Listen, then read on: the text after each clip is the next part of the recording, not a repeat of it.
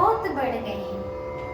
लोग माता पिता और देवताओं को नहीं मानते थे और साधुओं की सेवा करना तो दूर रहा, उल्टे उनसे ही सेवा करवाते थे। श्री शिव जी कहती हैं कि हे उमा, हे भवानी, जिनके ऐसे आचरण हैं उन सब प्राणियों को राक्षस ही समझना। इस प्रकार धर्म के प्रति लोगों की अतिशय ग्लानि, अरुचि, अनास्था देखकर पृथ्वी अत्यंत भयभीत एवं व्याकुल हो गई। वह सोचने लगी कि पर्वतों, नदियों और समुद्रों का बोझ मुझे इतना भारी नहीं पड़ता था कि जितना भारी मुझे एक परद्रोही दूसरों का अनिष्ट करने वाला लगता है। पृथ्वी सारे धर्मों को विपरीत देख रही है, पर रावण से भयभीत हुई वह कुछ बोल नहीं सकती है। अंत में हृदय में सोच विचार कर गौ का रूप धारण कर धरती वहां गई जहां सब देवता और मुनि छिपे हुए थे। पृथ्वी ने रोकर उनको अपना दुख सुनाया, पर किसी से कुछ काम नहीं बना।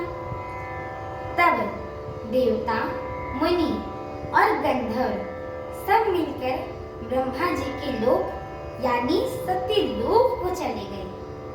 फिर भय और शोक से अत्यंत व्याकुल बेचारी पृथ्वी भी गौ का शरीर धारण किए हुए उनके साथ चली गई। ब्रह्मा जी तो सब जान गए थे। उन्होंने मन में अनुमान किया था कि इसमें मेरा कुछ भी वश नहीं है।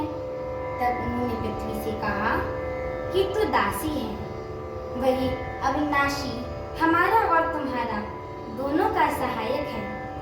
ब्रह्मा जी ने कहा कि हे धरती, मन में धीरज धारण करके श्री हरि के चरणों का स्मरण करो।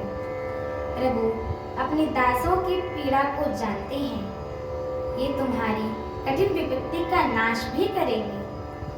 सब देवता बैठकर विचार करने लगे कि प्रभु को कहाँ पाएं, ताकि उनके सामने पुकार कर कहें। कोई वैकुंठपुरी जाने को कहता है तो कोई कहता है कि प्रभु क्षीर समुद्र में निवास करती हैं। जिसके हृदय में जैसी भक्ति और प्रीति होती है, प्रभु वहाँ उसके लिए सदा उसी जीती प्रकट हो जाती है। हे पार्वती, उस समाज में तो मैं भी था। अवसर पाकर मैंने भी एक बात कही। मैं तो यह जानता हूँ कि भगवान सब जगह समान रूप से व्यापक हैं, प्रेम से वे प्रकट हो जाते हैं। देश काल दिशा विदिशा में बताओ, ऐसी जगह कहाँ है कि वहाँ प्रभु ना हो।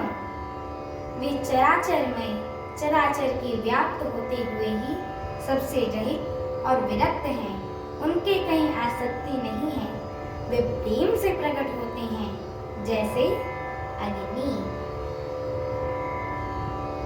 अग्नि अव्यक्त रूप से सर्वज्ञ व्यापक है, परंतु जहाँ उसके लिए अरुण मंदिरादि साधन किए जाते हैं, वहाँ वह प्रकट होती है। इसी प्रकार सर्वत्र व्यापक भगवान भी प्रेम से प्रकट होते हैं।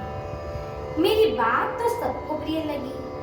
ब्रह्मा जी ने साधु साधु कहकर मेरी बढ़ाई करी। मेरी बात सुनकर ब्रह्मा जी के मन में बड़ा ही हर्ष हुआ।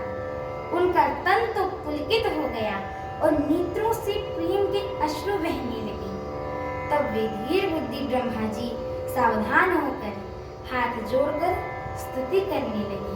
हमारे आगे की श्री राम कथा को सुनने के लिए हमारे चैनल को लाइक, शेयर, सब्सक्राइब एवं कमेंट अवश्य करें। बोलिए सियावर रामचंद्र की जय हो। माता जानकी की जय हो। पवन सुत हनुमान की जय हो। जय श्री राम। जय श्री राम।